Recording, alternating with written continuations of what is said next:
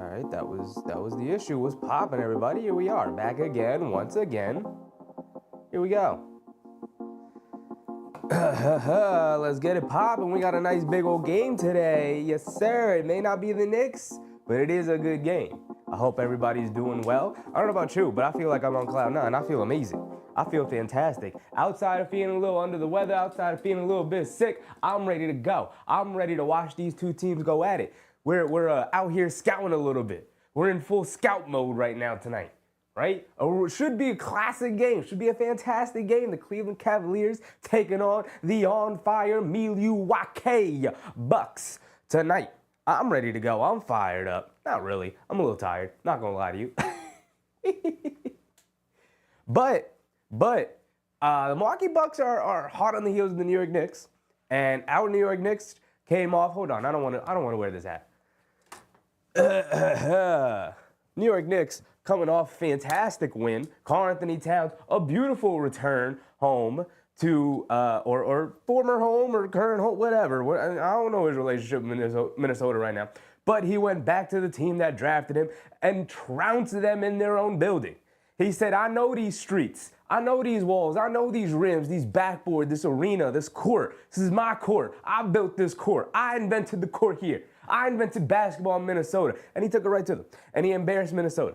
And his team, the New York Knicks, Karl-Anthony Towns, walked the current Minnesota Timberwolves with the former Knicks, Julius Randle and Dante DiVincenzo, got them up out of his gym. He said, realistically, this is a home game for me. And he had that team booing the Timberwolves. He had that arena booing the Timberwolves and rooting for him. Crazy, right? So as well as the Knicks are playing, Milwaukee Bucks are hot on their heels. They're right behind them in the standings.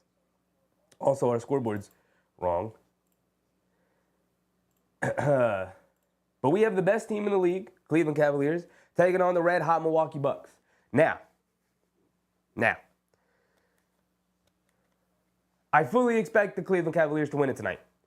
But earlier in the season, the Milwaukee Bucks lost 2 games in a row to the Cleveland Cavaliers, right? When the Cleveland Cavaliers were off to their blazing hot start. And Milwaukee got off to their 2-8 start, and they looked terrible. I'm looking to see what kind of way Giannis is going to come out tonight, because the way he came out in that NBA Cup game, where he almost single-handedly dominated the feel of that game. When you look at the stat sheet, you're like, oh yeah, that's a great Giannis game, but I don't know if he dominated the game. He absolutely dominated from beginning to end that game, right? He said, let me show y'all what a superstar really looks like. Let me show y'all what one of the best players in the league really looks like, if not the best player in the league. It's him and Jokic all the way up here. That's it. It's him and Jokic, and then it's everybody else. I don't want to hear it. And he showed everybody what it was really like. No Dame Lillard, never mind. So the Bucks aren't even 100% whole. No Dame Lillard tonight, so it's going to be all on Giannis' shoulders. And the Cleveland Cavaliers are fully healthy outside of Max Strus, who's missed all year. So I would be really surprised if the Bucks are going to be able to pull this one out. But we've seen crazier things, and Giannis is that dang good where he could put the team on his back and get himself and the Bucks a statement win tonight, the way they had a statement win against the Thunder. So let's see how they come out here tonight, right? The Milwaukee Bucks hot on the heels of the New York Knicks. Also, we never updated our board here. The Knicks got a win, and that's green. Green is for a win. Boom. Now that makes them 6-2 in the month. Not 5-2, 6-2. Working our way. Here we go. 25-26 was popping. Daniel Berry Sports, Susan, of course, Big Rudd was popping, everybody. Here we go, getting ready for the tip. Brook Lopez versus Jared Allen. Cleveland Cavaliers have all their guys available and ready to go outside of Max Strus, obviously, who has not played a game this season so far, as the Cavs win the tip. And the Bucks are down Damian Lillard. I did not see him on the injury report, but he is not playing here tonight. Dean Wade has it, hits it in the corner. Darius Garland gets open, left corner 3, can't get it to go. Giannis with the rebound, he's bringing it down. Giannis versus Evan Mobley is going to be really interesting because Evan Mobley's having a career year. Oh, bullet pass inside to A.J. Green from Giannis. And A.J. Green made a beautiful save with a one-handed catch. Now Giannis has it, settles for a mid-range jumper over Jared Allen, can't get it to go. Andre Jackson fighting him down in the paint by himself, trying to keep it alive. But here comes the Cavs coming the other way. Donovan Mitchell up top being guarded by Green. Crosses over to his left. Step back left wing three. Ooh, pretty from Donovan Mitchell. Nothing but net. And here comes Giannis looking the answer on the other end. Gets it over to Lopez. Hands it back off to Giannis. Hands it off to Taurean Prince now. Prince out to Andre Jackson. Gets it over to Green. Extra pass in the corner. Brook Lopez trying to answer. And yes, he does. Nothing but net for Brook Lopez. And both teams going back and forth. You got to love it to start. I like the offensive tenacity both teams have come out with. The patience. Now Evan Mobley's going to fire a three. He's been knocking them down at a much better rate than he did earlier in his career this season, but misfires on that one. Giannis has it up top, fakes the handoff. He's going to keep it, has it on the right wing, dancing with it as Jared Allen switches onto him, bullies his way into the paint, kicks it out. Andre Jackson Jr. out of the corner for three. He is a terrible three-point shooter. Defenses will live with him shooting it. Defenses will live with the ball in his hands in general. He has not been a good offensive player at all this year. Darius Garland gets into the paint and kicks it out the last second to Donovan Mitchell, but it's a misfire, mispass. Ball sails out of bounds. Ball going back to the Bucks here. Lillard is out with a right calf strain. Chris Middleton is available today. He missed the Thunder game, of course. Giannis has it up top, tries to spin off of Dean Wade, but knocked out of his hands. And here comes the Cavs after forcing the turnover. It's 3-2. They call the Brook Lopez 3-2. And Donovan Mitchell, a walk down three, can't get it to go. Andre Jackson with the rebound.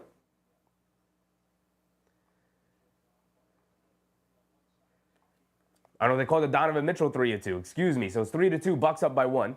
Giannis has it on the left wing, driving down the baseline. Can't get it to go, looking for a foul call on Jared Allen. Good defense from Allen. Garland's pushing the other way. Quick crossover coming down the lane. Can't get the layup to go. Andre Jackson tips it over, but Evan Mobley grabs it. They swing it over to Mitchell, driving it in on Prince. Gets caught in the paint, and they call a foul on Taurean Prince. No, they don't call a foul. Just kicks it out to Dean Wade, and the Bucks just allow Dean Wade to load up and fire that three, and he gets it to go.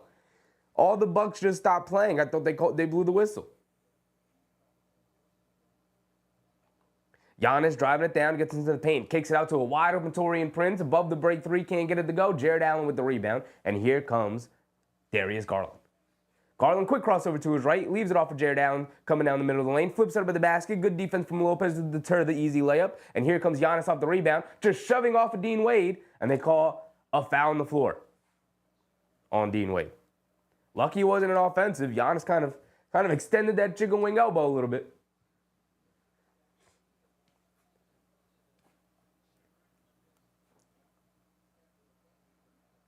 So ball's going to remain with Milwaukee here. Still 3-5.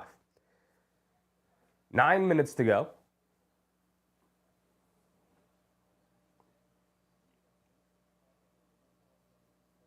They get it into Giannis up top. Ball poked out of his hands. He's going to go into the backcourt to recover it. Giannis up top. Full head of steam. Now he's going to slow it down. Tries to get it over to Green, but knocked out of bounds by Garland. It'll remain with the Bucks and 7 on the shot clock. Under 9 to go.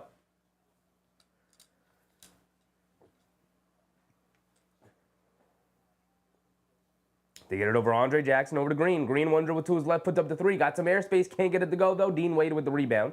And here comes Evan Mobley. Mobley bringing it down, quick crossover to his left, driving it in on Giannis. Leaves it off at the last second to Jared Allen for an easy layup. Nice pass from Mobley. Off the bounce, dribbling it down like that, attacking the basket and leaving it off at the last second to Mobley, looking like a point guard out there. 7-3. Early here in the first quarter. Giannis has it up top. Gets it over to Green. Green gets it back to Giannis. Giannis is going to have to do a lot more with the ball in his hands tonight. Dean Wade guarding him. Giannis dancing with it. Crosses over to his left, putting his head down, getting to the basket. Misses the layup, but he does get fouled. He's going to the foul line for 2 free throws, and I believe there's going to be 2 fouls on Dean Wade. A little over 8 minutes to go. Susan said, just like the Celtics went down, so are the Cavs. I mean, as Knicks fans, looking up at the standings. I don't care about the people behind us. I don't care about the Bucks. They're behind us. We're past the Bucks. We're past Bucks territory. I know they're right behind us in the standings, about a game and a half, something like that behind us. I don't care. They're only one back in the loss column. Don't matter to me. Always looking forward, always looking up. That's the mentality. And the Cleveland Cavaliers and the Boston Celtics are ahead of us. So we got to continue to win and pray on their downfalls. So tonight I'm a Bucks fan.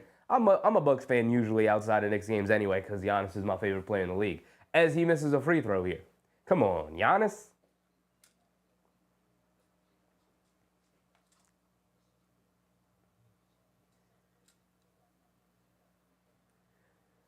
Giannis missed the first one. He's got one more coming. The Bucks still stuck on 3 points. The Brook Lopez three, and that's in. Giannis misses both free throws, and here comes Evan Mobley.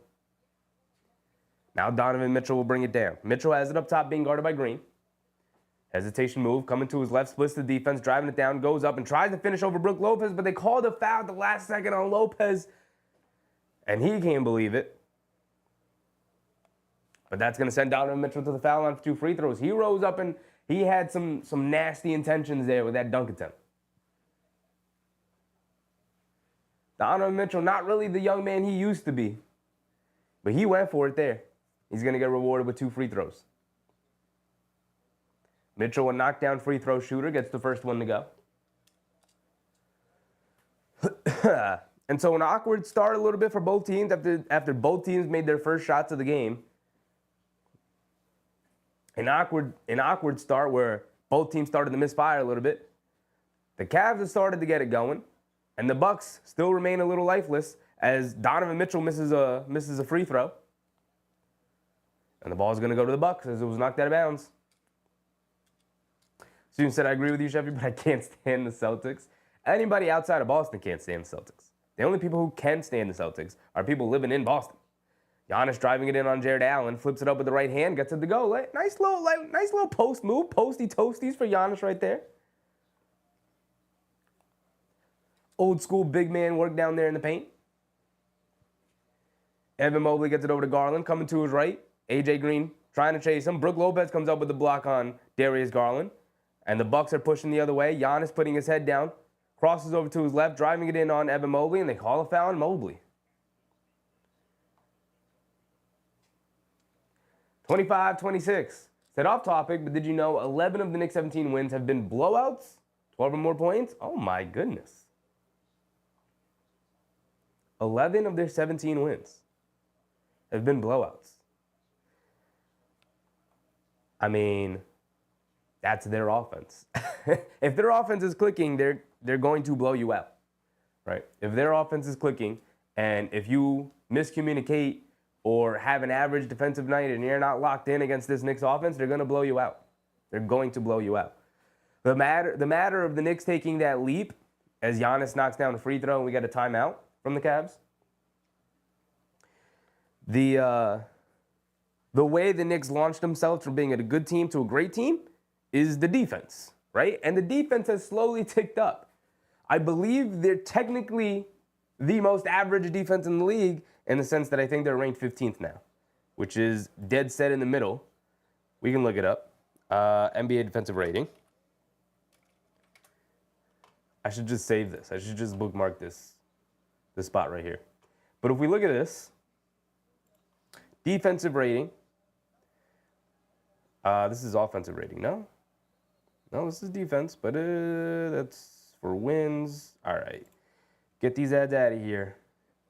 NBA. Defensive rating.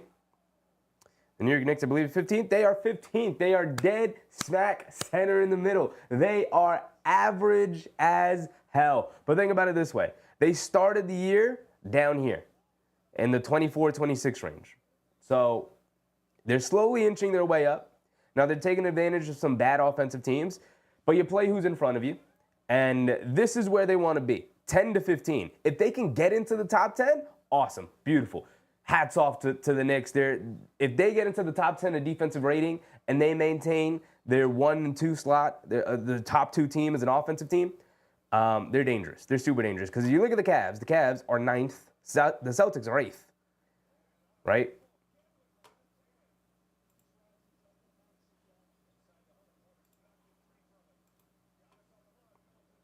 So that's defensive rating.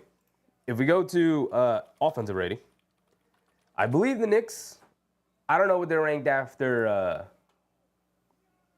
the Minnesota game. Actually, I should just come here. Offensive rating and defensive rating right here. They're number 2, right behind the Cavs, by 0.5%, by half a degree.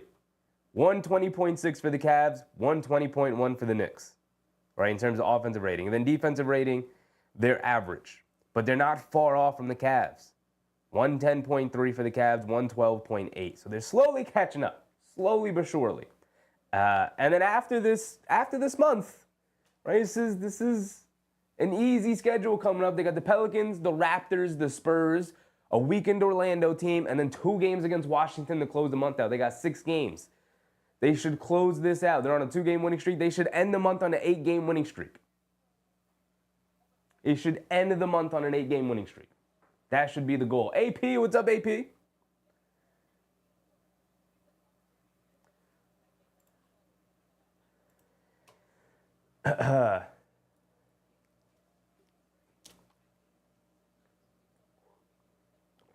AP, what's up? He said we need the Bucks to lose so we can get more breathing room.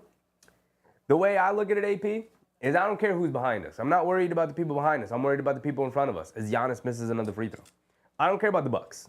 I'm not worried about it. We don't need breathing room because we're going to win all these games. And I'm looking up at the 1 and the 2 seed.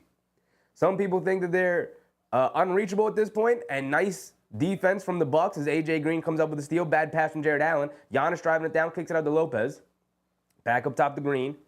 I'm really impressed with A.J. Green, who's worked himself into this rotation. He is now a legit center, a legit starter with them. Obviously, he's in the starting lineup tonight with Damian Lillard being out as well. As Karis LeVert crosses over, leaves it off for Dean Wade in the corner, off the turnover from the Bucks. And Jared Allen gets it to the paint, a little float shot, gets it to go. But I'm not worried about anybody behind us. K Hazy, what's up, K Hazy? I'm looking up at the Bucks and the Cavs. The way I see it, if the Bucks lose tonight, cool, we get some breathing room. But I'm really looking for the Cavs to lose so that we can gain some ground in that 1 seed. I want the 1 seed. A.J. Green gets it over to Taurean Prince coming down the lane, throws the lob to Giannis. A bad pass. Jared Allen saw it coming. You got to go finish that, Taurean Prince. Here comes the Cavs pushing the other way. Hits it over to LeVert. LeVert's going to drive it down. Tried to leave it off to Jared Allen. Great defense again from the Bucks as they picked it off. Bad offense from the Cavs, and then bad offense from the Bucks in transition as Giannis throws that out of bounds, trying to get it out to A.J. Green. Misfired on the pass. And Gary Trent Jr. would check in here for Andre Jackson. 10-6. A wonky start to this game for both sides. The offense has been pretty bad. Pretty bad. As Darius Garland off the dribble against Gary Trent knocks down a tough floater over him. A.J. Green bringing it down. Gets it over to Giannis. Giannis hands it off to Prince. Coming to his left. Steps back. Picks his dribble up. Gets it out to Green. Green gets it over to Lopez. Lopez hands it off to Green on the left corner. Steps back in the corner. Can't get the 3 to go. Darius Garland with the rebound. He's pushing it the other way. Garland, quick crossover to his right. Gets into the paint. Hesitation move. Going under the basket. Flips it up at the basket. Can't get it to go. Bad shot from Darius Garland. Getting a little too fancy with it. Gary Trent Jr. driving it down the other way. Coming to his left off the Giannis screen. Pulls it back out. Picks his dribble up. Swings it over to Lopez. Throws it over the top to Giannis. Being guarded by Darius Garland. There's nothing he can do about it. He just kind of throws his hands up. I get it. I get it. Garland up top coming to his left. He's got some runway coming down. And nice lob over the top of Lopez over to Jared Allen, who lays it up and in nice and easy. 14-8. Green has it on the right wing. Gets it over to Giannis. Giannis back to Green. Nice movement off the pass from Green to get himself open on the right wing, but misses, fires on another 3. Dean Wade has it, hands it off to Garland, driving to his right, steps back, pump fakes, gets back to Dean Wade, right wing, wide open 3, rattles it in. And the Bucks need a timeout. They're generating pretty good looks. They're not knocking any of them down. Patrick, what's up, Patrick?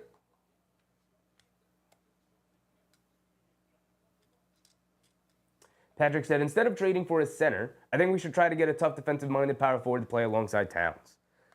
In theory, that's Precious Achiuwa. In theory, that's OG Anunoby. I think who the Knicks really want is another wing. In terms of who's out there in the trade market, I don't know. The Knicks don't have a ton of options. They do have Mitchell Robinson they can trade. They can include Precious Achiuwa. The thing with Precious Achiuwa is he signed a 1-year, $6 million deal, which isn't a lot of money. Not a lot of money at all. Not too many guys out there making $6 million, and when the Knicks so close to the second apron, you kind of need to match the money almost exactly. You don't have a ton of room for error. So there's not going to be too many options for them to sign. Guys, or trade for guys, I mean. I think the Knicks are really looking forward to getting Landry Shamet back and seeing what that looks like. I think the Knicks are really looking forward to getting Mitchell Robinson back and seeing what that looks like before they upend their team and trade off pieces. Obviously, the starting unit isn't going to be touched. Brunson, Bridges, Hart, Anunoby, and Towns. None of those guys are going to be traded. Obviously, shouldn't even have to be said, but just wanted to put it out there. And then when you go to the bench, it's like Deuce McBride is really the only guy I could see the team being like, all right, we're not going to trade Deuce McBride. I think it's important to have Deuce. I think he's a super valuable player with his shooting, his gravity, his comfortability with the team, his defense. You're not going to find another guy like that. But when you start to look at the trade market and who's out there and who's going to be available, some shockers I'm sure will emerge as they tend to do all season. But with the way the CBA is set up, this is the first season we're going into it with a brand new CBA during the trade deadline. I think teams are going to be really conservative with the trades they make. And you're not going to see a lot of them, and there's not going to be a lot of players available. But we'll see. We'll see. Do you have any names in mind, Patrick? Because the only names I've seen are Herb Jones or Trey Murphy, and that's just realistically not going to happen, right? AP said, just refuse to accept that the Cavaliers are better than us. I don't know if they're better than us, but they're definitely on our level. Actually, we should phrase it the other way. They're the number one seed in the East. So we and the Cavs are both on the same level, I think is how you should see it. The Cavaliers can definitely beat us in a playoff series. Cavs can definitely beat the Knicks in a playoff series this year. They're a very good, well-rounded team. They throw it inside the Lopez, and he gets an easy layup. Bury Donovan Mitchell into the basket. I love old-school big man work like that. I love it. 17-10 now, 4 minutes to go. Donovan Mitchell on the left wing, driving it down, spins into the paint, kicks it out the last second to LeVert in the corner. Driving it down, steps back up top to Mitchell. And it'll stay with the Cavs.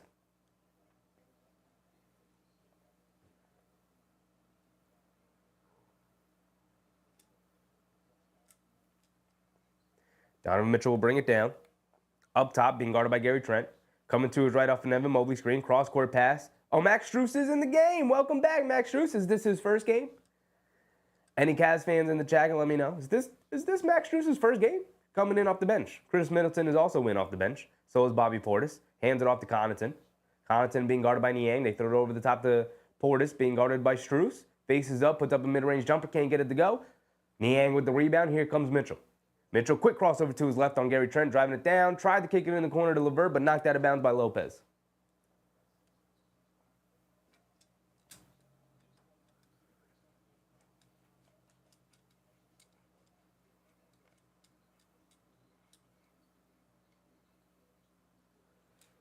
Mitchell throws it over the top to LeVert. On the right wing, catches, pump fakes, driving it down. Tries to throw it inside the Niang. He's able to save a bad pass. They swing it around. Back to LeVert for three. Can't get it to go. Gary Trent Jr. with the rebound. He's pushing the pace. No Giannis in the game. They're going to look to play through Middleton a lot here. Spins towards the baseline. He's got LeVert on him. Now he's going to back him down in the post. Has it in the mid-post now. Backing him down still. Has it on the block. Stops, turns, fades along the baseline. Can't get it to go. Mobley with the rebound. And here comes Donovan Mitchell. Mitchell on the right wing. Quick crossover to his left. Gets it over to Strus. They swing it over to LeVert. LeVert back up top to Strus. Relocation three on the right wing. Quick catch and fire from three. Can't get it to go. Connaughton skying for the rebound, and here he comes. Pushing it the other way. LeVert's going to pick him up. Hands it off to Lopez. Lopez on the right wing. Gets it out to Middleton. Throws it over the top to Portis, being guarded by Niang. He's going to back him down. Back him down. Steps through. Flips it up. Gets it to go. Again, old man work. Old man post-move work. Working for the Bucks tonight. No Damian Lillard. They're not going to get a ton of guard play out on the perimeter. They're going to have to play out of the post. Old school basketball for the Bucks tonight. 17-12. LeVert, pocket pass to Mobley. Catches it in the paint and knocks down a little float shot over the top of Lopez. Middleton bringing it down. Gets it over to Gary Trent. Fires a straightaway three. Comes up short. And the Bucks have been misfiring from three all night long. Lopez is the only guy to hit a three, and it was the first shot of the game for the Bucks. LeVert driving it down, gets into the paint, a little fall away mid-range jumper, gets it to go. And now the Cavs starting to cook a little bit. They're up to 21 points here in the first quarter. Bucks still stuck on 12, really struggling to score without Lillard tonight. Middleton has it, kicks it out to Portis up top, wide open for a three. They close out short, daring him to shoot, and he makes them pay, knocking down the three. Bobby Portis. Big three for the Bucks to keep them within arm's reach of the Cavs right now. So they're struggling with their offense tonight without Lillard. LeVert bringing it down, driving to his right, high off glass over Lopez, can't get it to go. Mobley hits the floor, LeVert hits the floor. It's going to be a 5-on-3. Portis bringing it down. If they don't get a layup after this, they're going to leave it off for Connaughton, wide open standstill three, and he splashes it. If you're going to take a three on a 5-on-3 situation, you better knock it down, and he did just there, back to a three-point game, 21-18, under a minute to go. Forgot to restart the timer, y'all. Donovan Mitchell driving it down, kicks it out to LeVert on the right wing, standstill three, knocks it down, answers right back with a three of his own. And Middleton's going to walk it down. Middleton on the left wing being guarded by Strus. He's going to back him down. Steps back, baseline jumper, gets it to go. Old school Chris Middleton. Vintage Chris Middleton, I should say. 24-20. 35 seconds to go. Gary Trent Jr. diving for it. Mitchell able to save it. Donovan Mitchell bringing it down now. He's got the advantage. Step back, foul line, pull-up, jumper, splashes it. And that's why you don't want to give the offensive player the advantage by going for that ball. If you're going to go for it, you better get it. Middleton bringing it down. And Strus ends up fouling Connaughton, trying to apply full court pressure to Middleton, doing a little too much there. Susan said, I really don't think that Leon Rose is going to trade Mitchell Robinson. The only reason why it's taking a long time for him to rehab is because he couldn't do any type of physical workouts until lately. I think he's just a 7-foot-tall, awkward, goofy guy who has a tough injury history, and they don't want to risk it. I think they're just going to take their time with him. Makes sense. Middleton has it up top, being guarded by Niang, crossing over, step back three over Niang, way off, can't get it to go. Mitchell's going to grab it and flip it up to the basket, looking for a foul call. He's not going to get it. And he comes up holding his knee. Hit the floor hard. Seems all right. Just took an awkward bounce on the floor. He's going to get up and walk it off. Seems all right. And 26-20 is going to be the end of our first quarter. With no Damian Lillard, the Bucks offense is looking rough. I think Giannis has, 3 points or something like that? Most of them coming from the foul line. Not a great offensive night from the Bucks here. But they're going to have the opportunities here. Oh, they're going to the monitor to see when the foul came? He's definitely going to get free throws out of this then.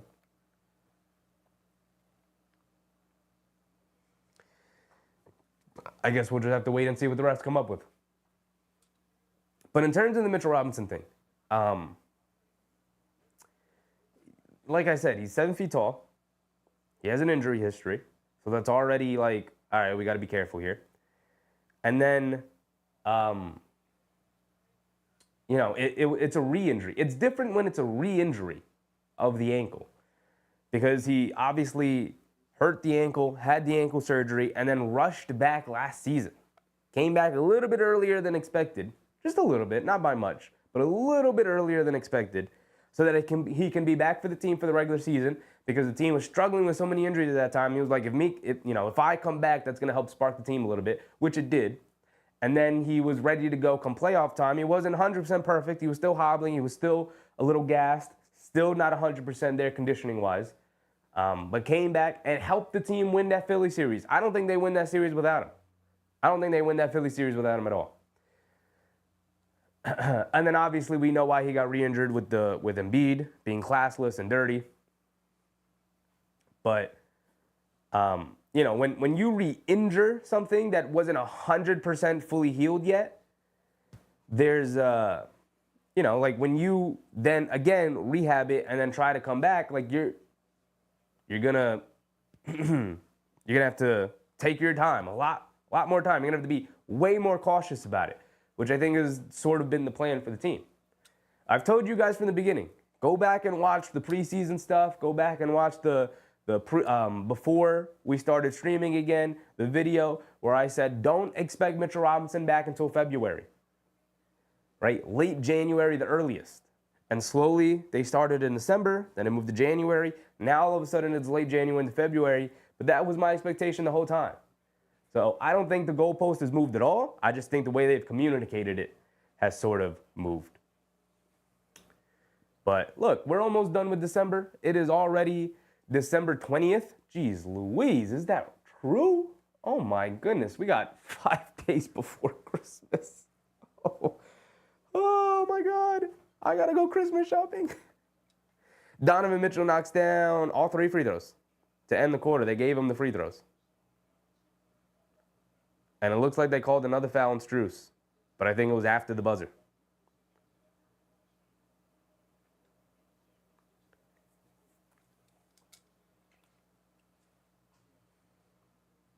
Soon said this game is so slow. It is pretty slow, man. It is pretty slow. I think Strus did end up fouling Gary Trent Jr. before the buzzer. Strus is all over the place right now. K. Hazy said, I don't see any trades happening this season. I don't either. To be clear, I don't either. We're going to need Mitch if we want to be serious defensively. And we won't have any money once we sign Shamit. All the bench contracts are very low. Yeah, I mean, that's just what's going to happen when you have the starters locked into the numbers they're locked into. That's why it was super important for Brunson to take the money he took.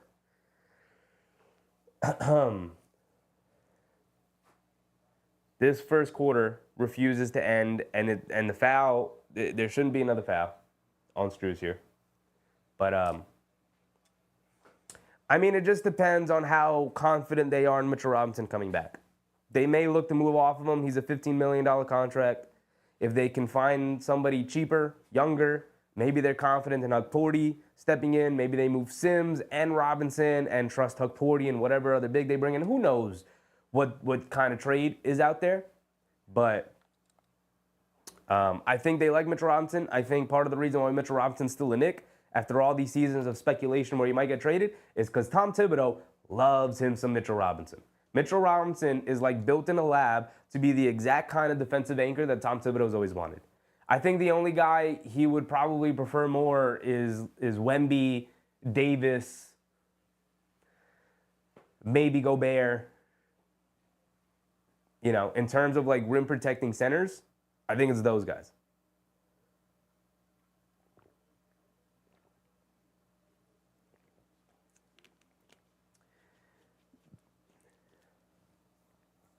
AP said, better believe the Bucks are getting no calls after they showed out the NBA Cup celebration. What do you mean? You mean that they didn't use the champagne for the celebration? Is that what you're referring to, AP?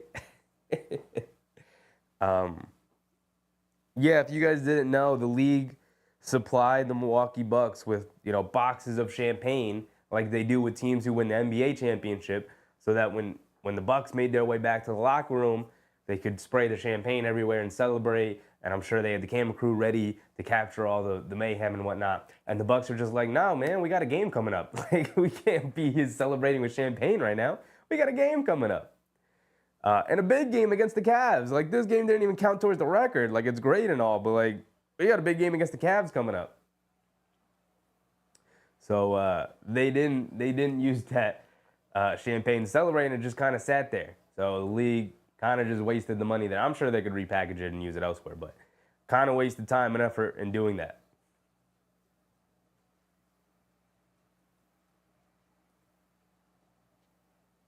Student said it's so slow compared to the Knicks game in Minnesota. We did just have a game in Minnesota, Knicks versus the Wolves, where that game was so fast-paced. That game was up and down. Both teams were knocking down baskets left and right.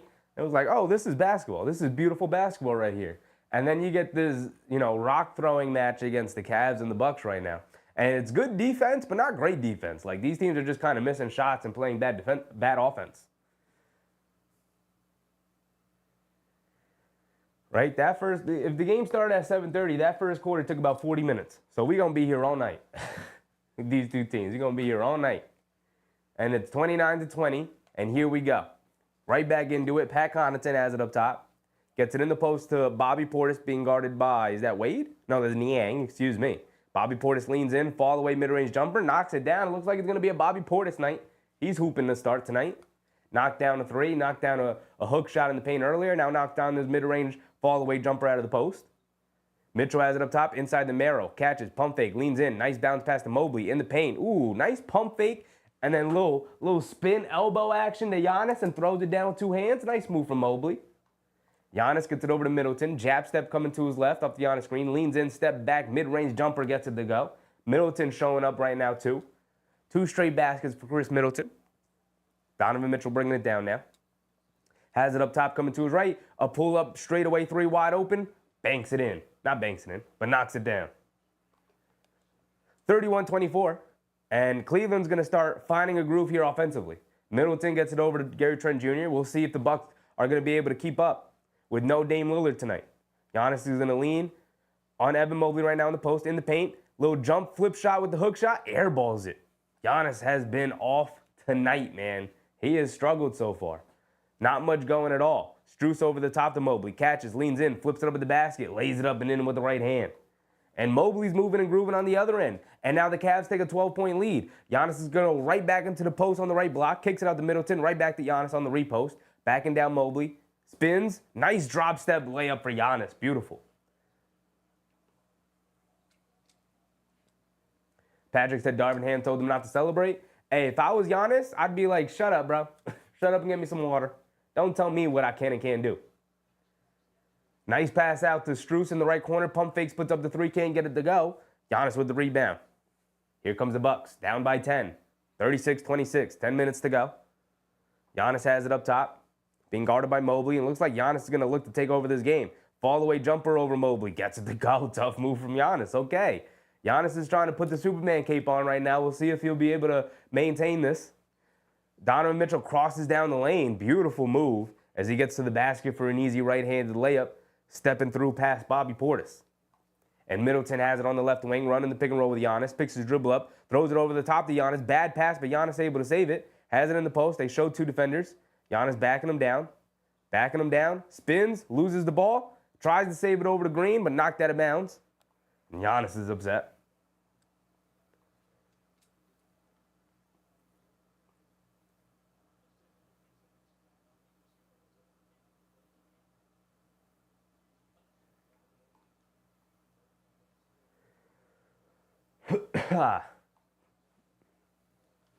And Merrill comes up limping for the Cavs. Still 10-point deficit for the Bucks, 38-28. Cavs finding a bit of a groove here offensively. Donovan Mitchell and Evan Mobley hooping right now. Andre Jackson Jr. is subbed in to try and slow down Donovan Mitchell a little bit. We'll see if it helps. Dean Wade has it up top, gets it over to Mitchell. Mitchell spots up for a three. Ooh, in and out halfway down. Can't get it to stay, though. Giannis with the rebound. He's bringing it down. Giannis up top, coming to his left. They're hedging out. Gets it out to Gary Trent Jr. Coming to his left off the Giannis screen. Leans in, steps back. Foul line jumper over Merrill. Splashes it.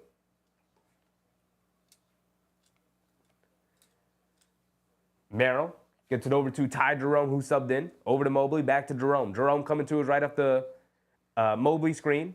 Picks his dribble up, gets it out to Wade. Bobby Portis jumps the passing lane. Wade gets a full head of steam going towards the basket and lays it up and in easily. And the Bucks just can't seem to keep up offensively right now as the Cavs are finding a groove. Giannis has it. High post, left wing. He's going to put Mobley in the post. Kicks it out and wants to repost. Steps through, flips it up at the basket. Can't get it to go, looking for a foul call. Doesn't get it. Good defense from Mobley. Here comes Ty Jerome pushing the other way. Gets it over to Mitchell. Coming to his right. Picks his dribble up. Kicks it in the corner, but they call a foul. Off ball.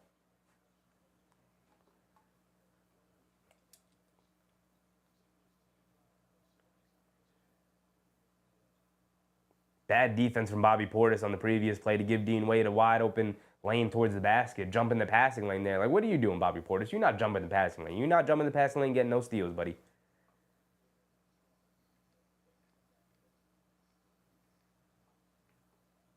Mobley has it on the right wing. Giannis pokes it away. Here comes Andre Jackson Jr. bringing it down the other way. Full head of steam.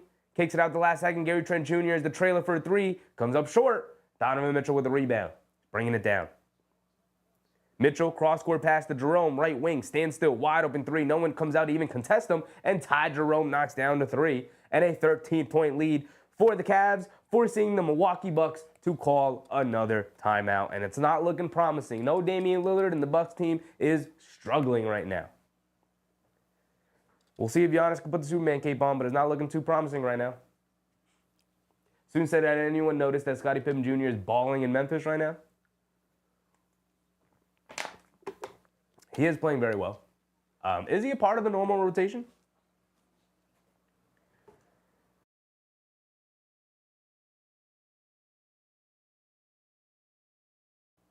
Still feeling under the weather, y'all. Still feeling sick. But we got to power through it. We got tomorrow's game against the Pelicans, and then, you know, we got a little bit of a rest day on Sunday. But that's the 22nd. Not really. We got stuff to do before Christmas. My God, where did this come from? Christmas came from out of nowhere. Oh, my goodness. There's too much to do, guys.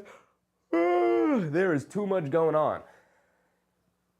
I'm going to have to stay up late tonight and order some gifts. That sucks.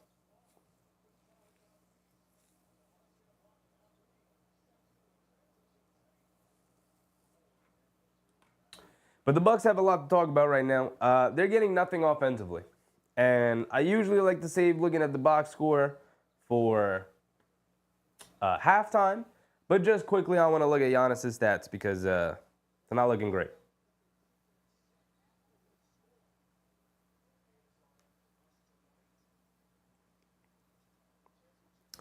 Giannis with only 9 points. He's 4 for 9 from the field, 3 boards, no assist. And he's not getting a whole lot from anybody else. Overall, they're 3 for 11 from 3. And Cleveland, not much better. They're 5 for 13, but still.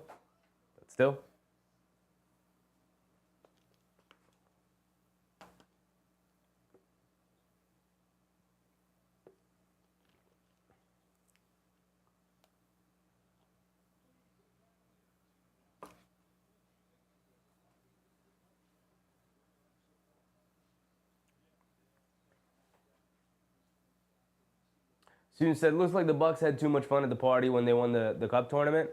I think it's just more of a function of missing their point guard, their all-star point guard.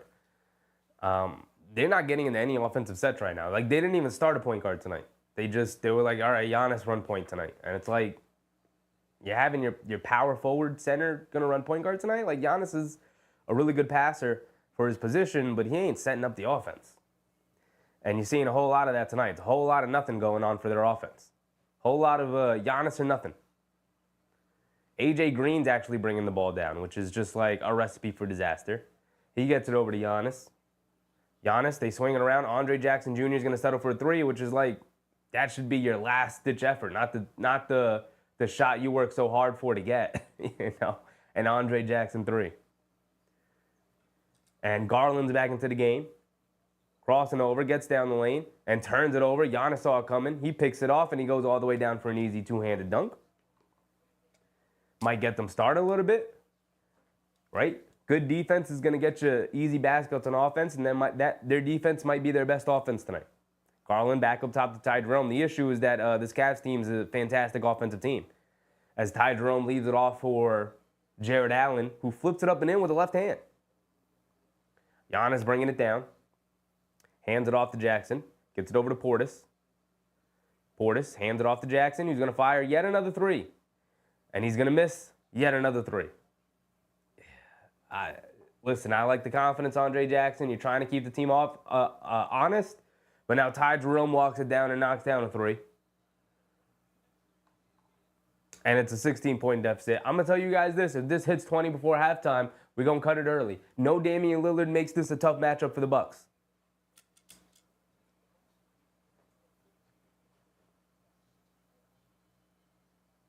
(32 to 48, 6:25 to go. And it's not looking good. It's not looking good. If this hits 20 before halftime, we're going to have to call it early. With no Damian Lillard,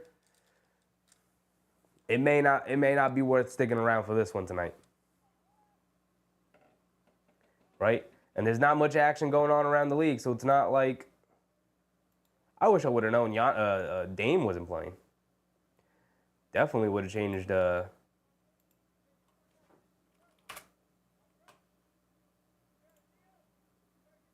see. The other two games, we had Hornets, Sixers. That's a 12-point game. Embiid's still out with the... Oh, no, Embiid's back. Embiid's back just like that. Paul George and Tyrese Maxey playing. The three guys are playing. They're playing.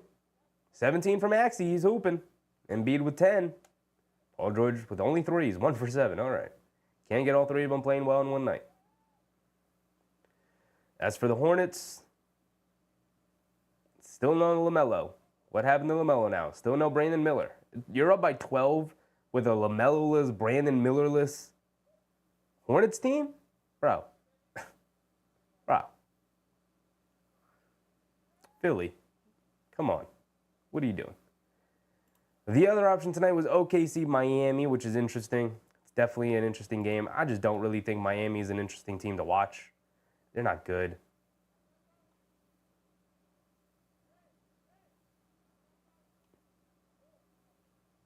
And if we're being honest, OKC should probably run away with this one, but we'll see.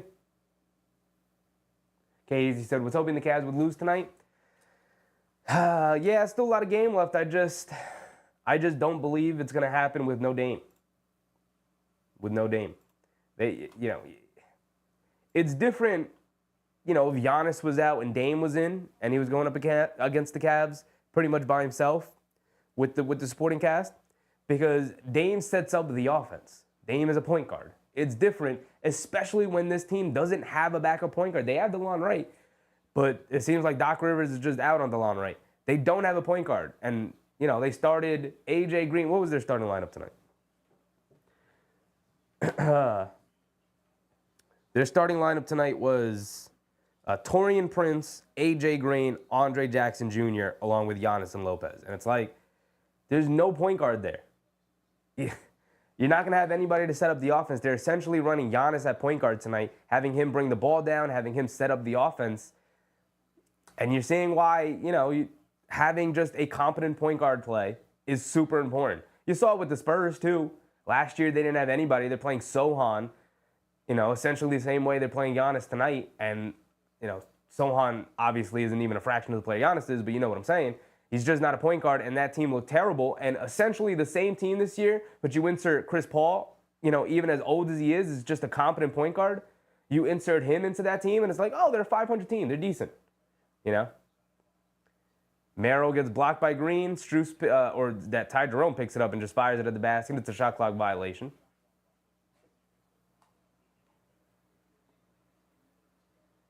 AP said, that's why I don't think the Cavs are not this juggernaut to me. They're playing the other team shorthanded, and the opponent is a sub-500 team. I mean, you play who's in front of you. I get what you're saying. Like, you still, oh my goodness, they throw the lob to Giannis, who throws it down over Jared Allen, just casually. Just casually. On the other end, Merrill's going to fire a three and knock it down. So it's going to be that kind of night. It's not going to matter what the Bucks do. They're going to trade threes for twos. They have nobody who's explosive in the three-point line other than Gary Trent Jr. Maybe Taurean Prince can get it going. A.J. Green's just not going to get enough open shots when that's the only thing he can do is shoot threes. As Giannis turns it over here, trying to force the ball inside to get it out to Garland. Right wing three wide open in transition. Ooh, halfway down, can't get it to go. That would have pushed it up to 20, and we would have signed off at the end of the quarter. Bernard Johnson, what's up, Bernard? A.J. Green in the paint, misses it off the back rim. Fight for the rebound. Giannis trying to keep it alive, but it's 1-on-4 in the paint. And here comes the Cavs. Ty Jerome on the right wing. To your point, AP, I'm really interested to see the Knicks play the Cavs again. Now that the Knicks have sort of kind of figured themselves out a little bit, right? And their defense is a little bit better. It's Ty Jerome, a deep, almost half-court shot from three. Was the shot clock winding down? What was that about, Ty Jerome? I'm interested in seeing this version of the Cavs play this version of the Knicks and just seeing how that'll work. As Bobby Portis, nice bounce pass, gets it to go off the pick and roll. And the Cavs are going to call a timeout. 51-36, 4:12 to go. Student said, I really haven't seen the Cavs play really good teams. They've had an easy schedule. Let's go through it. I haven't paid too much attention to the Cavs so far this season. Obviously, we check in and we see like, oh yeah, the Cavs won again tonight. But let's go through their schedule. Let's look, let's try and find some of their most impressive wins this this season. Excuse me. AP said every time you look at the Sixers, they got the Hornets. Yeah, I don't know what's going on there, but it seems like they play the Hornets every other night. All right, during this timeout, real quick, let's look at the Cavs schedule so far this season. Right? Let's not start at the beginning. Let's start their last couple of games. Brooklyn, no Schroeder. Washington, they lost to Miami. They played Charlotte. They played a up and down Denver team. Washington again. They beat Boston, y'all. Boston's a good win. Boston's a good win. That's a good win on their record. They did lose to Atlanta twice in a row. Toronto, no Barnes, no Quickly.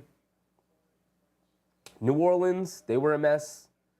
They lost to Boston, but they played them well.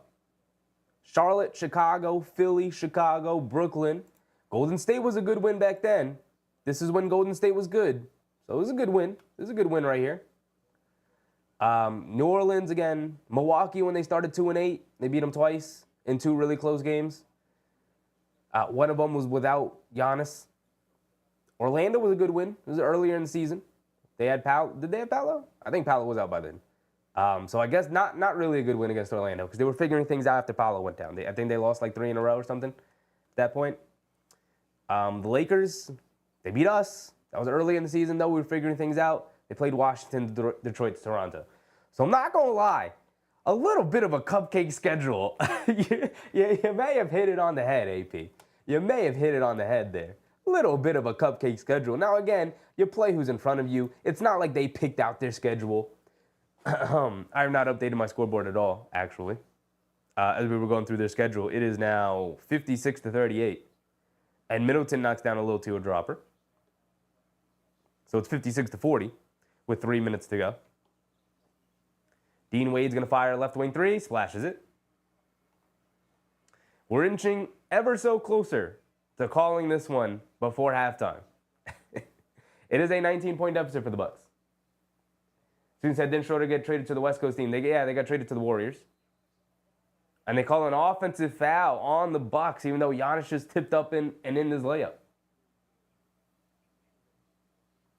AP said, Cavs got the Sixers next and then the Jazz. All right, we got to go through their schedule even more than AP. You're calling them out right now.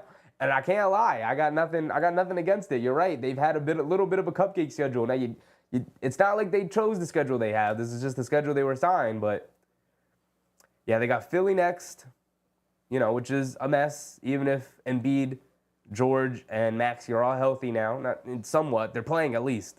I don't know if they're healthy, but they're playing. Then they got Utah, which is a mess. And that's even these games are even at home, so it's not even away.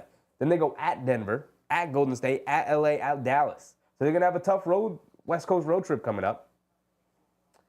Coming out of Christmas. So we'll see how they perform then, going into the new year.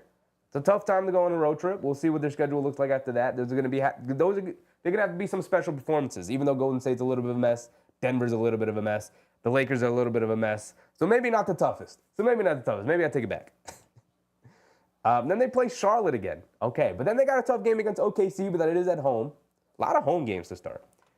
Toronto again. Indiana's a little bit of a mess, but they play them twice in a row. They should lose at least one of those, theoretically. OKC again. Minnesota. Phoenix.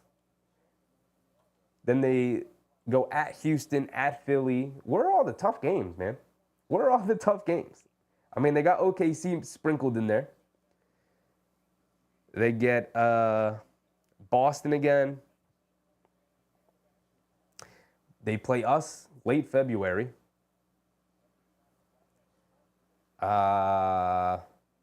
Orlando should be healthy by then, so that should be a good game. Memphis is a good game. So this is a little bit of a 4-gamer here for the Cavs. We'll see what happens here. Obviously, the Knicks, tough matchup. Memphis, tough matchup. Orlando, by then, should be healthy, tough matchup. Boston, obviously, tough matchup. Okay, a little bit of a 4-game stretch right there for them. Milwaukee again later in the season. They got Memphis again later towards March. Orlando again. Then they go at Clippers, at Sacramento, at Phoenix, at Utah, at Portland. See, why do Why do their West Coast road trip mixes up the Utah and Portland matchup? While we had to stay in altitude. San Antonio is a tough matchup just because of Wemby. Play the Knicks again April, towards the end of the season. And then they play the Knicks again towards the end of the season. So, hey, look, depending how the schedule goes, depending how the Cavs maintain towards for the rest of the season, it'll be interesting to see if these games start to mean anything in terms of standings, how close they get. Playing basketball games in April, that's usually when seeding starts to get decided, early April. So it'll be interesting. But, their schedule has a nice mix to it where every time they play a tough game, they got some cupcake games mixed in there. And what is the score now? 64-47. Still 17-point game as Giannis gets fouled going towards the basket. Now, the timer taking the whole time, but there's 1 minute to go here in the second quarter. And the Bucks are just kind of hanging in there. It's 17 points right now with Giannis going to the foul line for 2 free throws. 64-47. Jeez Louise. With Giannis at the foul line for 2 free throws. Student said schedule is suspect. She said the NBA always gives the Knicks a hard way. I just think most teams usually have a tough schedule. We can compare it to the Knicks schedule at halftime too. We can compare it to the Knicks schedule. Sort of match it up. In terms of strength of schedule, the Knicks have the easiest December of any team in the league. So they should take advantage this month, which so far they've had for the most part. They're 6-2 in this month. Would like to be at least 7-1, but losses happen. You're not going to be perfect. Valare plays. What's up, Valare? Valare plays? What's poppin', my guy?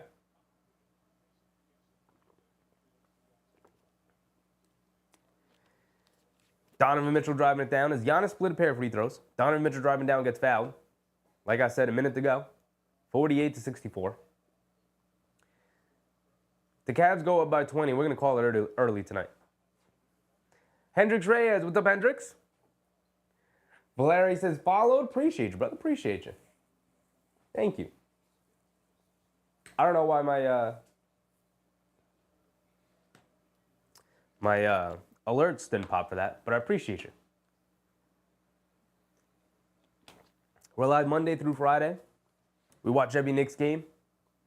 And then on the off days, we watch other games. Like tonight, we're watching Bucks Cavs. But it's not that entertaining of a game as Donovan Mitchell also split his free throws. Donovan Mitchell, 2 missed free throws tonight. Middleton has it on the right wing, being guarded by LeVert. Driving it down, he's going to put him in the post. Half spin, fall back, pump fakes, gets LeVert in the air. No foul call. Where's the foul? Oh, late foul. Called by the opposite official. Middleton's red hot. And the official swallowed his whistle there. Not giving the Bucks benefit of the doubt there. Middleton at the very least. Hendrick Ray says the Knicks been cooking. Last night was fun. Last night was fun watching the Knicks dominate the Minnesota Timberwolves and Karl Anthony Towns' return game. It was fun. Larry says, what are we up to? Watching Cavs Bucks tonight. Theoretically, this was supposed to be the best game of the night. And not going to lie, it's kind of been disappointing for the most part. No Damian Lillard for the Bucks. So it's been a whole lot of Giannis. And there hasn't been a point guard for the Bucks tonight. No DeLon Wright, no nothing. Using Giannis and AJ Green essentially as their guards, which is a recipe for disaster, which it's kind of been a little bit of a disaster. Middleton split the free throws as well. They throw the lob to Mobley for an easy dunk. And now it's an 18-point game with 36 seconds to go. And then Donovan Mitchell comes up with the steal. This is going to make it 20, y'all. And Donovan Mitchell gets a dunk. And I said if we got it up to 20, what's up, Mark? I said if we got it up to 20, we might have to call it early tonight. The Bucks aren't going to have a chance tonight to come back. Mark said college playoff pivot. Nah, I'm not going to stay up late enough for the college football. If anything, I'm going to go to bed. I got to get up for work early. Giannis drives it down. Gets blocked, essentially. He's looking for a foul call he doesn't get. Lopez gets the offensive rebound and put back. Football games are too hard to commentate alone. You need somebody to bounce off of in football games. There's too much downtime. And then they turn it over, and 69-51 is going to be our halftime deficit. Larry says, you play Fortnite? Not at all, brother. Not at all. You play any games? Mostly single-player games. Mostly. Playing a little bit of Marvel Rivals right now. 3GP, what's up, 3GP? Go Bucks.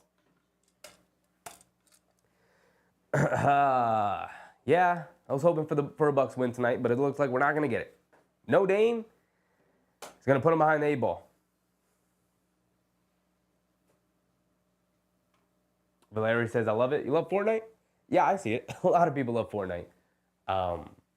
Fortnite seems fun. I played Fortnite when it first launched, and it was like, oh, this is fun. This is cool. And then never played it again.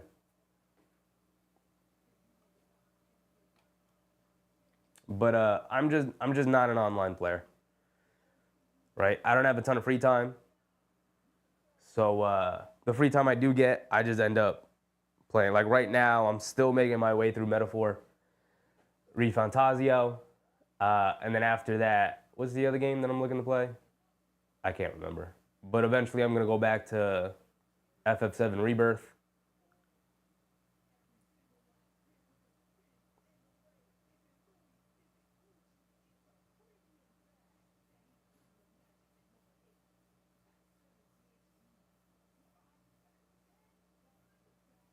Hendrick Ray says, do you think the Bucks will break this team up after the season?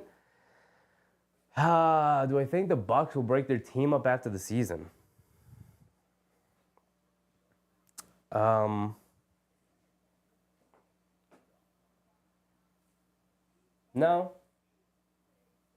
No.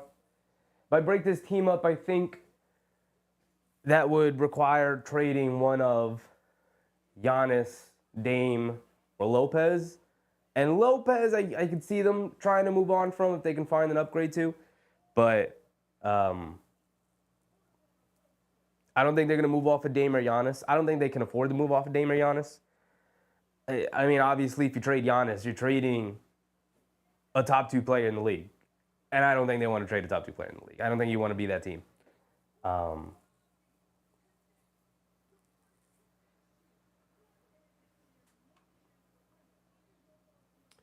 Valerie says, by the way, I do cool art stuff.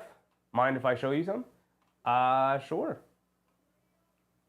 You can find my business email. I think it's on Twitch. If it's not on Twitch, it's on the YouTube channel.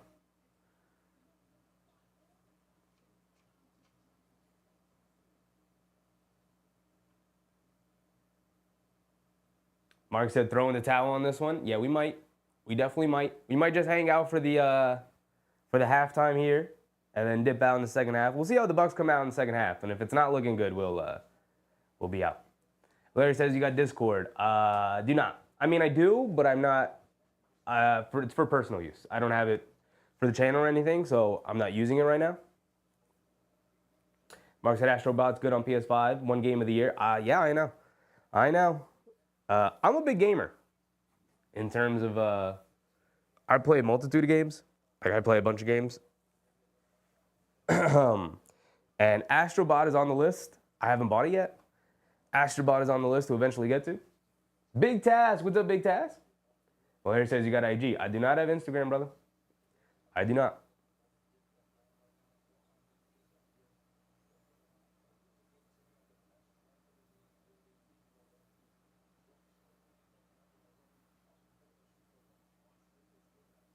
Happy holidays to everyone in the chat. Absolutely. Happy holidays to everybody.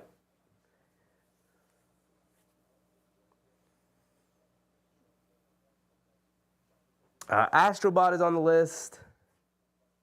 I forget what other games I have lined up to play after Metaphor, but I still probably have like 10 to 15 more hours left on Metaphor. Like, too much time left on that game. Metaphor was also nominated for Game of the Year. But I want to finish Metaphor, and then I want to go back and Platinum Rebirth, beat it on hard mode, and then Platinum it, just because I enjoyed that game that much.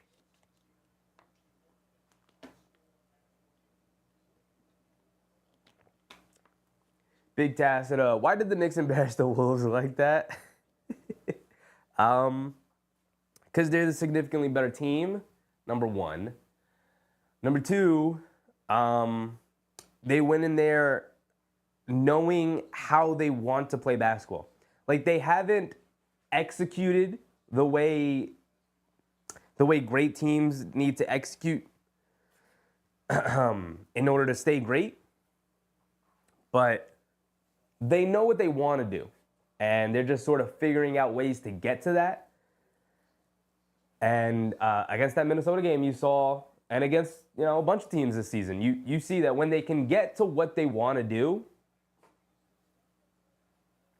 there's little you could do to stop it, man. Team is scary offensively, and that Wolves team right now is up in the air. They're a funky team. They're not playing well. And it's rough for them overall, but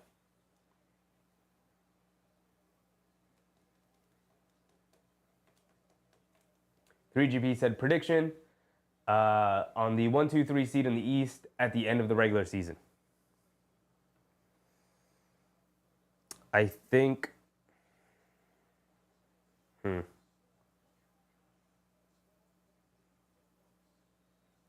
I want to give the Cavs respect, but a part of me wants to put them 3. Just because they've had good injury luck and they've had an easier schedule to start. And then,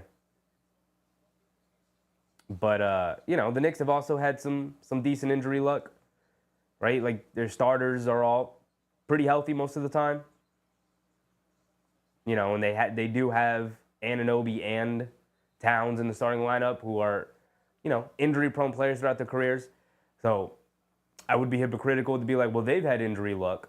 The Knicks have also had injury luck. So I know the Knicks have missed, a bunch of key players off their bench, but still, their most important key players have played majority of the season. So out of respect, I'll give the Cavs 1. I'll go 1, 2, 3 the way it is now. I'll keep it chalk. Cavs 1, Boston 2, Knicks 3. I do believe that in my heart of hearts. Although I would wish, obviously, for the Knicks to be able to climb up to at least 2. But we'll see. A lot of season. Mark said, I've gone back and I've started replaying Uncharted 4. The Uncharted games are so good. I never played them as they were released. Just not my kind of games.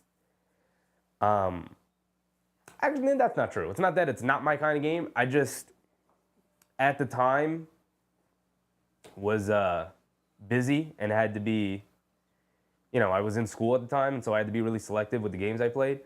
And at that time, it was like, all right, online games, because, you never know when you would have the time to pick back up a story-based game. So I was playing a lot of COD at that time, a lot of Call of Duty, a lot of 2K. So I never really got into them, but a couple of years ago, I did pick up the Nathan Drake collection, and I binged those games. I played through 1, played through 2, and then played a majority of 3, and then I kind of burned myself out on the game, because you play 1, 2, 3 in a row like that. Like, it's essentially the same game over and over again with a different story. Graphics get better throughout the game, but I never finished 3. And 4 was on wish listed forever, and I just never. Oh, actually, I do have 4 because it's free with the PS5. But yeah. So I never finished 3, and so I never got to playing 4. But it's one of those games that I feel like you have to play. You just have to play the Uncharted games. For the most part, I love Naughty Dog, the developers behind Uncharted. Like Jak and Daxter, one of my favorite franchises of all time.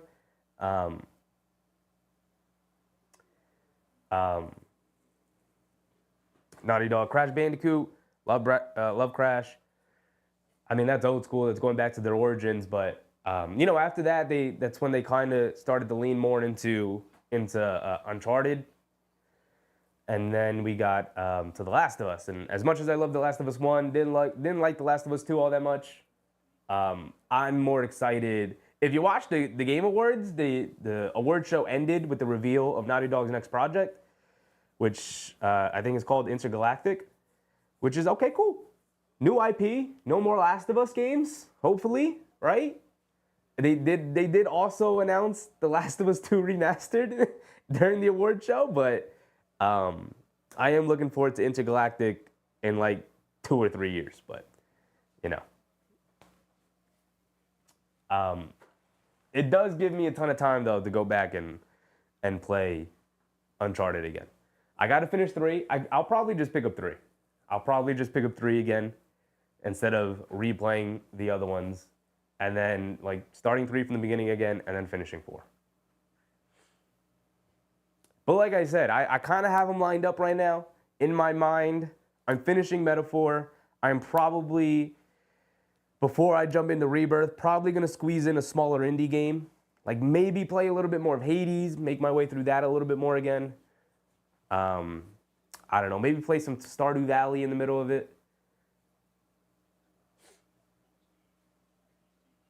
I usually have like a list of games on my console that I have right now. I have to get through Jak and Daxter 3, or Jak 3. I never finished Jak 3. Old school game, but AP, it's snowing outside. Is it snowing outside? I do know. I can't see it with the lights on. It's more rain. It's more rain than snow. I mean, it is snowing, but Mark said you a God of War fan. Yeah, I haven't played all of the God of Wars. I did play God of War 3 back in the day for the PS3. I never finished it, but I did pick up God of War, what is it, 2018? When they rebooted the franchise, essentially. And yeah, I love that game. I love the combat in that. And then I didn't pick up Ragnarok, just because of everything I read and heard about it. It's just more of the same God of War, and it's like, cool, I like that game. I don't know if I want to play it again with a different story, you know?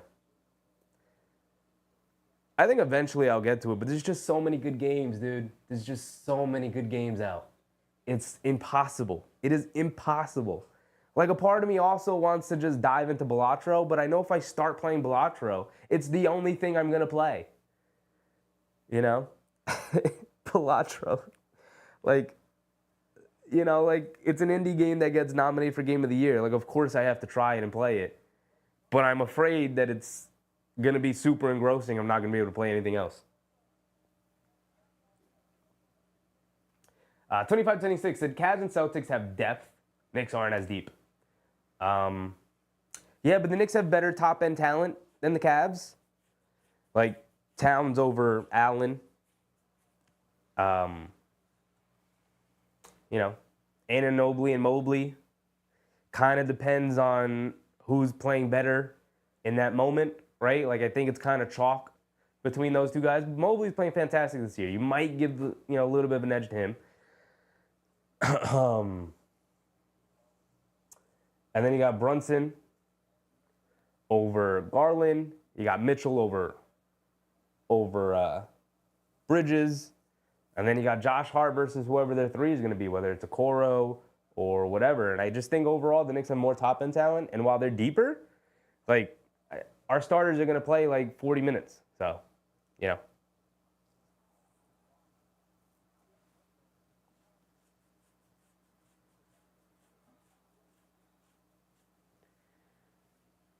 $3GP, Melo and Amari going to the Hall of Fame.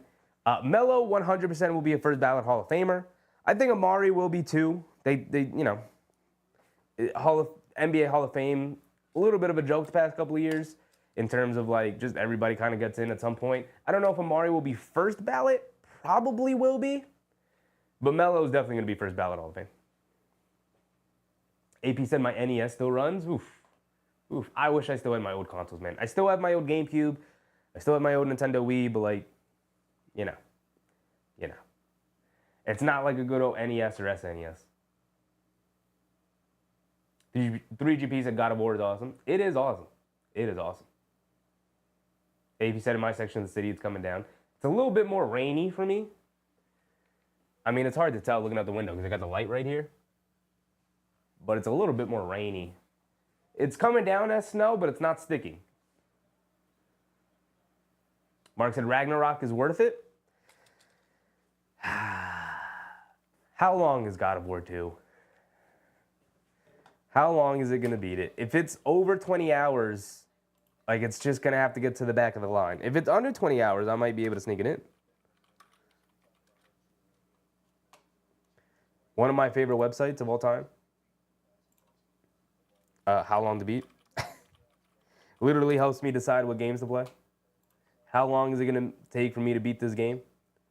Main story is 20 and a half hours with sides, about 30 hours. All styles, on average, it's about 33 hours. About 33 hours. A little too long. A little too long. It's going to take too long. I don't know. This is God of War regular. What about Ragnarok? I assume it's going to be longer?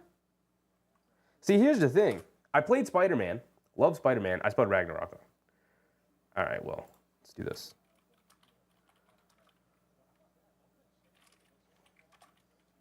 I played Spider-Man 1. Love Spider-Man 1.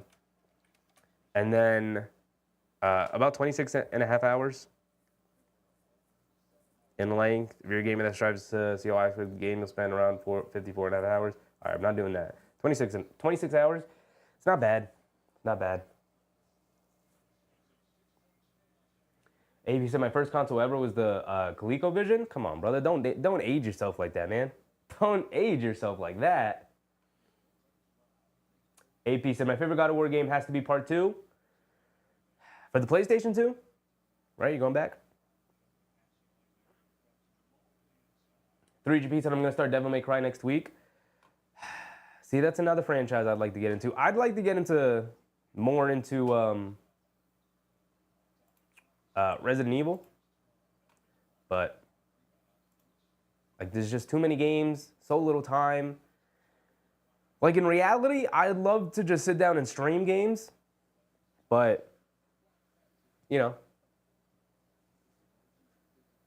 just that's a huge commitment to stream games and make content around video games. You know, when I'm already making content about the Knicks, I'm like, oof. It is a 72-51. Giannis misses another jump shot. We're not going to stick around too much longer. I mean, we're going to stick around as long as you guys want to stick around. But we're not going to call this game like it's a serious game. We're just going to hang out. How do we feel about that? We can talk about video games. We can talk about whatever you guys want. Ask questions. Because this game's not all that entertaining. If it gets entertaining, we'll be here to call it, like we did with the Pistons Heat game, right? Like it wasn't entertaining until all of a sudden it was. We'll see if the Bucks can sort of come back on this team. DeLon Wright is in the game, so me calling for a point guard, Doc Rivers finally heard it. Mark said Spider-Man games are so good too. Yeah, I played Spider-Man 1, loved it, enjoyed it. Actually, I really love Spider-Man 1 a lot. And my goal was to 100% it. Never got around to doing that. Just got busy. And then I tried to go back to 100% it before Spider-Man 2 came out, but I never played Miles. So I was like, all right, well, I have to play Miles before Spider-Man 2 comes out. So then I played Miles, and I finished it just in time. Like, there was like a 2-day reprieve before Spider-Man 2 came out, so it was great. And then I picked up Spider-Man 2, and I platinumed Spider-Man 2. That game was so much easier to platinum than Spider-Man 1. Spider-Man 1 was super tedious to platinum, to do like the 100% the game. But Spider-Man 2 was really easy to do that. And I did it in like 20-something hours. And it was like, yeah, that's like my length of game right now. You either have to give me a 100-hour game or stick to around 20. Anything in between that is a hassle. I don't know why. Like, I'm playing Metaphor right now. Metaphor is a 100-hour game. I'm like 80-something hours into it. Soon said this is a conversation that I have no knowledge of at all. Oh, so sorry.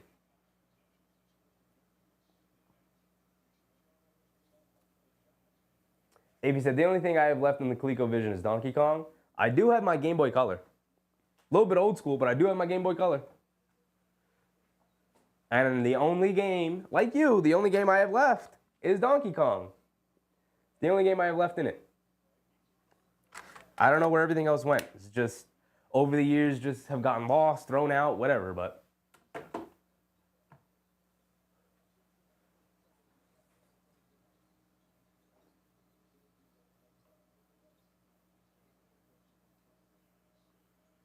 Mark said, Astrobot is just a classic platformer that's so creative and something you can just pick up and put down at any point. And yeah, it's kind of why I want to pick it up.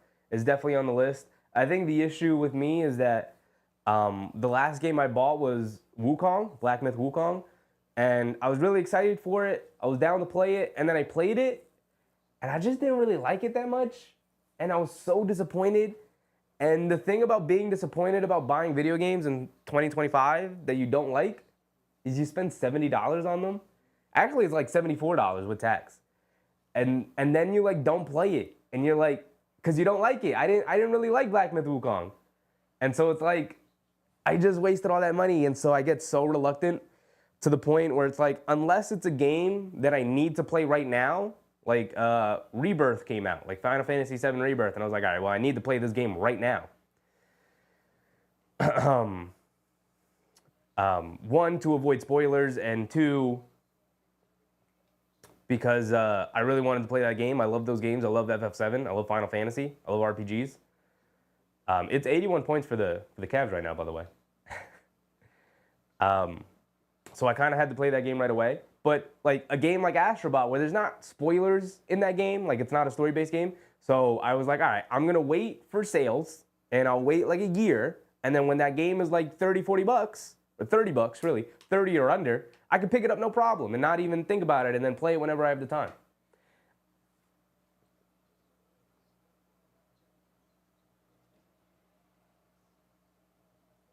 So you said the Bucks are playing with a hangover. Lillard said, I can't play, got a headache. Yeah, this game's over. This game's over. What's the score? 51-2? No, that was previously. Update for me. 81-56. Oh, so the Bucks have hardly even scored. So scoreboard's still pretty correct. With 7:38 to go. Paul Dog NYC, what's up, Paul? 25-26 says, my 9-year-old son beats me in Madden 25. I haven't played a Madden game in years. I've been this close time and time again to just buying Madden just because I've had like the itch. Like, I just want to play one game. Like, I'll play the one game. But like that's the thing, is like I'll play one game and be like, cool, I don't want to play Madden anymore. I played the one game. So I can't like justify, you know, even if it's on sale, the $30 to get Madden to play one game. Because I know I'm not going to continue to play that game.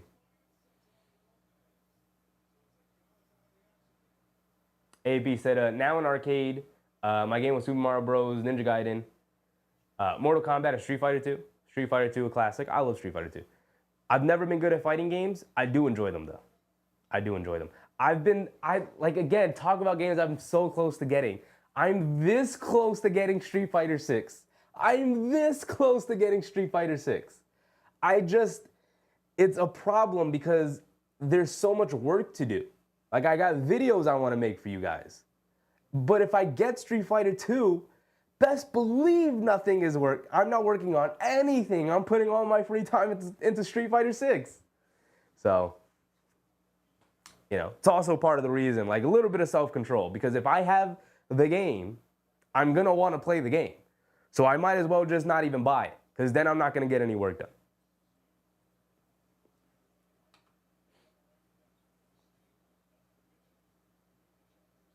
Okay, Hazy said it's so much easier to just play online multiplayer. It is.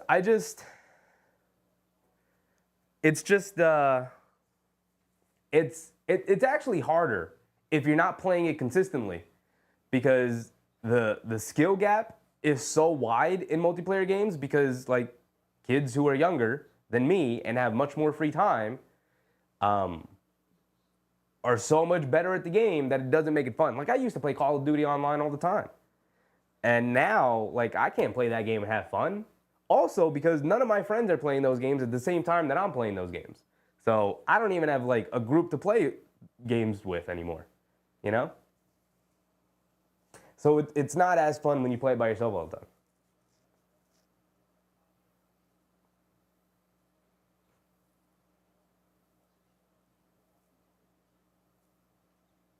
AP said 80 hours for a game. Well, it did take me 1 full year to beat the original Legend of Zelda without guides. I've always wanted to do that, AP, but I do just from years of knowing about the game, I do know like a lot of the secrets. Not all of them, but I do know a lot of the secrets.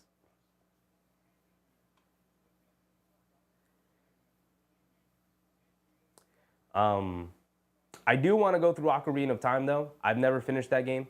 I've only played through the beginning of it when I was a kid. I would like to go through Ocarina of Time.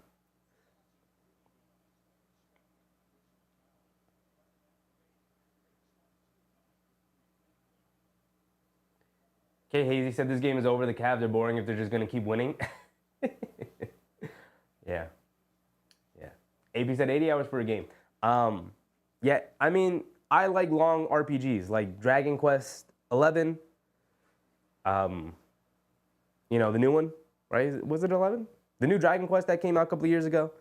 That one, like, I still haven't finished, and I'm probably like 60, 70 hours into it. Like I said, I'm playing Metaphor right now. I'm like 80, 90 hours into it. It's a 100-hour game, and I still have like 10 more hours to go.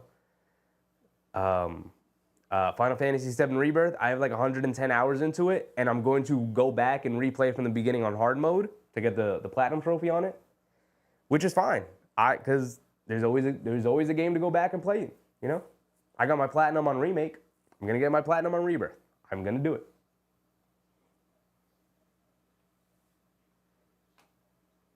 Mark said I got Astrobot for $40. It's been on sale. I'm gonna wait until it's lower than 40 because I'm in no rush to play it.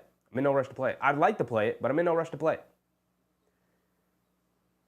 You know, and I got too many games on the docket right now that I can just hold off time until it's on sale for even more, which it will eventually be. Sony does a pretty good job of putting their games on sale like that. 60 to 81 right now. Bucks are kind of fighting back a little bit. 3GP said Skyrim. I never got into Skyrim. Never got into Skyrim.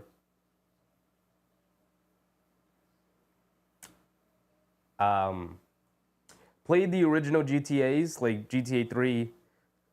Put most of my time in San Andreas. But I never played 4 or 5. So. And I don't know if I'm going to play 6. Maybe. Maybe I will, but I don't know. I kind of just want to go back and play San Andreas again. You know?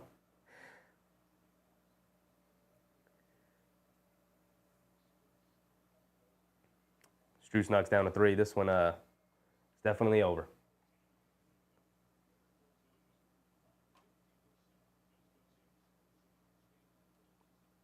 Student said the fans are sleeping, brought blankets and pillows. Yeah, this is not an entertaining game. This is not the entertaining game we thought we were going to get. I mean, we also didn't know Lillard was going to be out, but Giannis drives it down, gets a layup. Cool. Susan said, is it halftime? I'm confused. Nah, this game's just over, Susan. So, realistically, I was going to log off at halftime because it's a blowout, and I don't even really want to watch this game. Giannis behind the back, pass to the lawn, right for a 3, can't get it to go.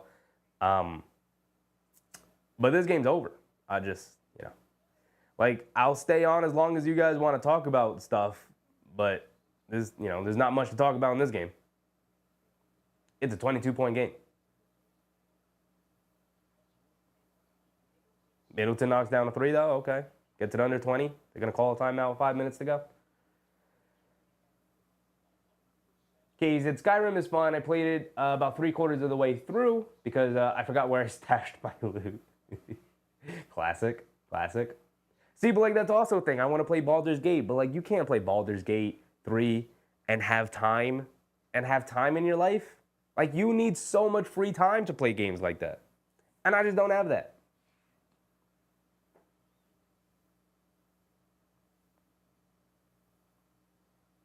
Mark said Skyrim is way too involved. I think it's funny, like 5 years ago, the president of Blizzard, right? It's Blizzard. No, it's not Blizzard who does that. What's the company that does the Skyrim games? Either way, the president of that company got on a stage and showed off the next Elder Scrolls game, the game after Skyrim. And it was just like this CGI 5-second trailer where like a dragon flew across the land, and then Elder Scrolls 6 came up. And it was like, we haven't heard of anything. Haven't heard of anything since then. Mark said, go get some sleep, brother. Knicks tomorrow. Yeah, I mean, the Knicks are playing the Pelicans, and it's an 8 o'clock start time, so it's a little bit later. I could probably get a nap in before the game starts. But yeah, we'll log off in a second here. This game is definitely over.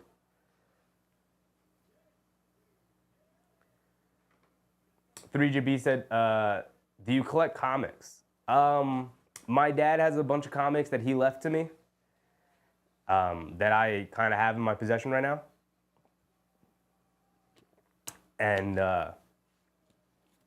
I've read a handful of them, but I'm talking like we've got giant Tupperware boxes, giant plastic boxes filled, like 2 or 3 of them filled with comic books. So I haven't gone through all the ones he has, but I do have a bunch of his old comics. They're really difficult to get. I think American comics are really difficult to get into. I prefer to read Japanese comics or manga. If you want my recommendation, this is the manga I'm probably going to read next. This guy right here. This is the comic I'm going to read next. Good night, Poon Poon. It is a rough read, I'll tell you that. That is, I don't even know how to describe it. Oh, well, that's the back. This is the front. This is the comic I'm going to read next. Eventually. But I can't start this until I finish the Blood in the Garden book. So I have to finish that book first.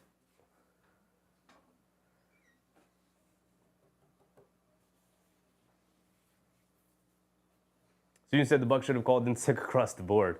Yeah, this is a rough outing, man. This is a rough outing. I mean, the defense is starting to click up a little bit here for the Bucks, but they're down 20. They force another turnover. Or down 19. Patrick said, you're still under the weather and you have work tomorrow. Let's call this turkey. Yeah, we're going to call it. We're going to call it.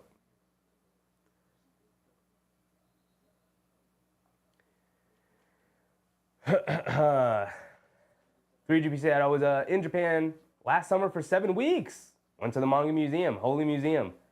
Try to go if you're a manga fan.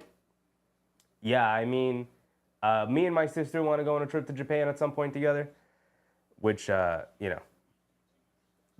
price of things nowadays, like it's not going to happen for a little bit, but we're going to get out there at some point. At some point, right? Take our summer vacation over to Japan. That'd be fire. All right, Mobley's going to hit hook shots like that. Allen's going to hit hook shots like that. This one's over. Let's call it there, y'all. Appreciate you guys. Thanks for hanging out, even though this game sucked tonight. Thanks, Damian Lillard. Thanks, Bucks, for not showing up. Giannis knocks down a jumper. The jumper looking kind of smooth for Giannis. Not going to lie. But it's not helping him tonight. I'll tell you that. But we're going to call it there. Through under 4 minutes to go. It is 86 to 67. Is Strus going to knock down this 3? Put the nail in the coffin? He is not. But Allen's going to keep it alive. They hit this 3. We're logging off right here. And LeVert misses 3. He saved y'all. But that's going to be it anyway. We're going to log off. We're going to go to bed. This game sucked. Sorry, y'all. But at least we get Knicks tomorrow. At least we get the Knicks tomorrow. So I appreciate you guys. Brush your teeth. Stay hydrated. Go to bed. Stay healthy. Happy holidays to everybody. Literally, Christmas is right around the corner. What happened? What happened to time? What happened? I feel like December just started. I haven't bought one thing. I got some ideas, but like I got to put orders in. Like Christmas Eve is right around the corner. We open presents on Christmas Eve. That's today's Friday, so I got tomorrow, Sunday they don't deliver, and then Monday, so I got to put the orders in by tomorrow. So I'm probably going to log off. What time is it? 9? I'm going to stay up till 10 putting orders in. Appreciate everybody. Thanks for hanging out with me. Get your Christmas shopping in. Brush your teeth. Get a good night's sleep, y'all. Appreciate it. I'm out. Good night. Bye.